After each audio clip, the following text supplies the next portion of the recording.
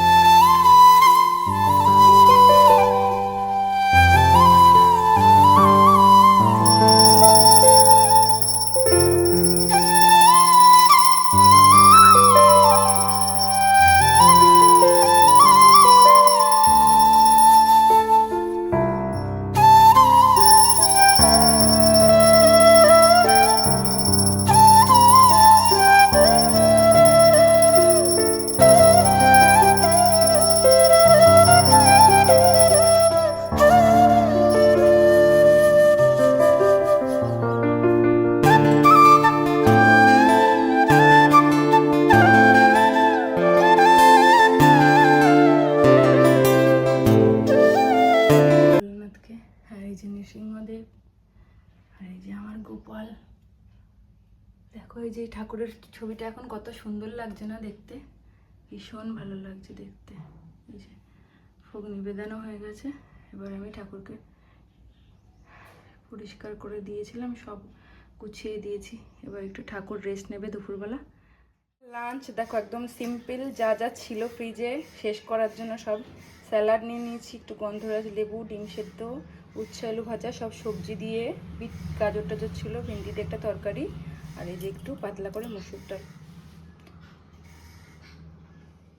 বাবা তুমি ঘুমুকো এসো, কই কই কই ছোট বাবু, পড়ে যাও পড়ে যাও। এই তো এদিকে তাকাও, এই তো জেমার দিকে তাকাও, এদিকে তাকাও তুমি একটু। এই যে এই যে এই যে এই যে হাতে কি দিয়েছি, হাতে কি, হাতে দেখাও তো কি দিয়েছি হাতে বাবা।